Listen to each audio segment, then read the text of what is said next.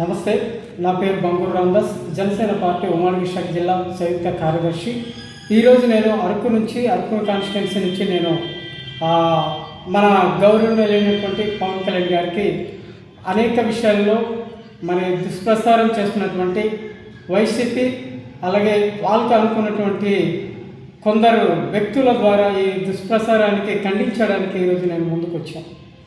ఈ రోజున గత కొన్ని రోజుల నుంచి ప్రకాష్ రాజు గారు, అలాగే జార్డన్ శ్రావణ్ గారు, అలాగే మన యూట్యూబర్లు వీళ్ళందరూ మన పవన్ కళ్యాణ్ గారికి పిఠాపురంలో ఉన్నటువంటి మంచి బలమైనటువంటి నాయకత్వాన్ని వహిస్తున్నటువంటి మన అధ్యక్షులు గౌరవనీయులు పవన్ కళ్యాణ్ గారికి అనేక విధాలలో ఆయన యూట్యూబర్గా పనిచేస్తున్నటువంటి యూట్యూబరు ఆయన ఏం చేస్తారంటే వీడియో విధంగా ఒక మతాన్ని సృష్టిస్తూ, లేకపోతే ఒక కులాన్ని సృష్టిస్తూ ఆ యొక్క వీడియో వైరల్ చేయడం వల్ల ఈ రోజున జనసేన పార్టీ మేము తప్పుపడుతూ ఉన్నాం.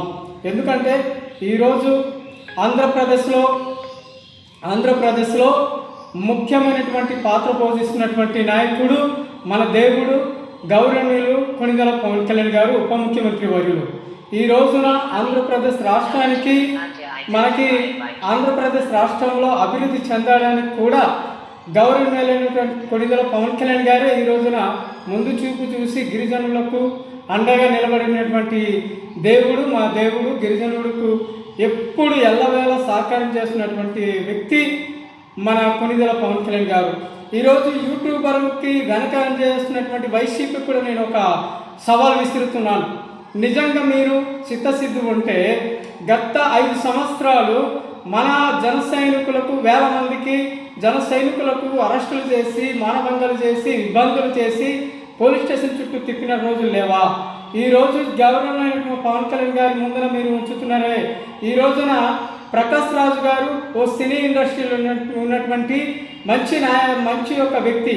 ఆయన ఈరోజు సోషల్ మీడియాలో వచ్చి పవన్ కళ్యాణ్ గారిని వక్రీకరిస్తూ చెప్పడం సరైన సబబు కాదు. నిజంగా చెప్తున్నాను ప్రకాష్ రాజు గారు, మీరు ఈ రోజున పవన్ కళ్యాణ్ గురించి మాట్లాడేటప్పుడు కొన్ని ఆలోచించాలని నేను కోరుతున్నాను. ఎందుకంటే పవన్ కళ్యాణ్ గారు చిత్తశుద్ధితో ఒక ఆలోచన ప్రణాళికబద్ధంగా గిరిజన ప్రాంతం అవ్వచ్చు, ఆయన ఉన్నటువంటి శాఖలో అభివృద్ధికి ముందుకు తీసుకెళ్తున్నటువంటి నాయకుడు, సమర్థుడు అయినటువంటి నాయకుడు పవన్ కళ్యాణ్ గారు. నిజంగా చెప్పాలంటే ఈరోజు అడవి తల్లి పాట ద్వారా, ఆ పల్లె పండుగ ద్వారా గిరిజన ప్రాంతానికి అభివృద్ధి చేకూర్చినటువంటి నాయకుడు పవన్ కళ్యాణ్ గారు.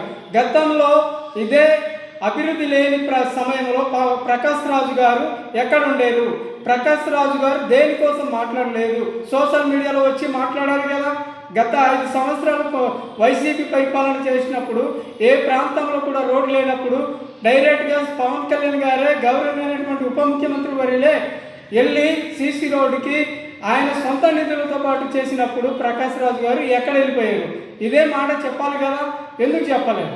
ఈ రోజున జార్డన్ శ్రావణ్ కోసం నేను చెప్తున్నాను, అయ్యా మీరు న్యాయవాదులు, మీరు ప్రజలకి తప్పుడు ద్వారా తీసుకెళ్ళకండి. మీరు న్యాయం చేసే విధంగా మీరు న్యాయం చేకూర్చాలి. ఎందుకంటే ఒక యూట్యూబర్ కోసం మీరు మాట్లాడేటప్పుడు ఒక క్రిస్టియన్సీ మతం కోసం మీరు మాట్లాడే హక్కు అక్కడ లేదు. నిజం చెప్తున్నాను, ఈరోజు క్రిస్టియన్సీ అనే పదము ప్రేమ, శాంతి, సమాధానం కలిగి ఉండాలని క్రిస్టియన్టీ మతంలో ఉంది. మీరు అటువంటి పదంలో వాడే ముందు, క్రిస్టియన్సీ అనే విధానాల్లో తీసుకెళ్లే ముందు మీరు ఆలోచించాలి.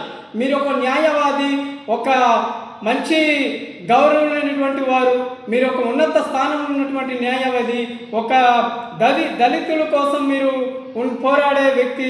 ఇటువంటి దళితులు నాయకత్వంలో ఉన్నటువంటి వాళ్ళ కోసం మీరు మాట్లాడేటప్పుడు ఒక మతాన్ని అంటగట్టి, ఒక మతాన్ని తీసుకెళ్ళి కలిపి రాజకీయం చేయించాలనేది ఇది సబబు కాదు.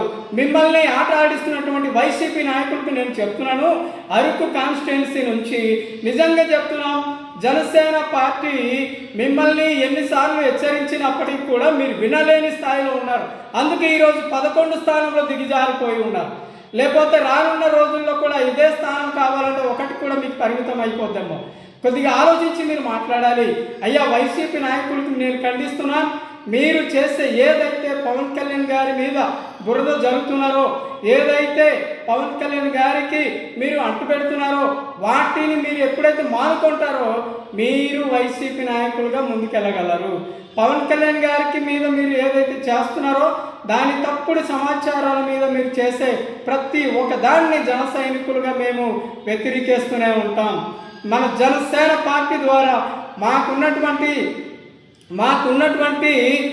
అనేక విషయాల్లో కూడా జనసేన పార్టీకి ఉన్నటువంటి భావజాలాలు కులానికి మతాలకి అన్ని కలిపి వెళ్ళే భావజాలాలు ఉన్నాయి. కానీ మీలాగా చుచ్చి వేసే విధంగా ప్రజలకి అన్యాయంగా గతంలో మీరు చేయలేని పనులు ఈరోజు పవన్ కళ్యాణ్ గారు చేస్తున్నారు.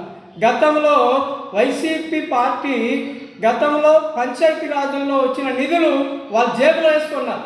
గతంలో దారి మళ్లించి గ్రామ పంచాయతీ అభివృద్ధి లేకుండా చేసినటువంటి వైసీపీ నాయకులు ఈ రోజున పంచాయతీ అభివృద్ధి జరుగుతుంటే వీళ్ళు తట్టుకోలేక పవన్ కళ్యాణ్ గారి మీద బురద జల్లడానికి ఎంత సబబని నేను ఈ యొక్క మీడియా ముందు అడుగుతున్నాను.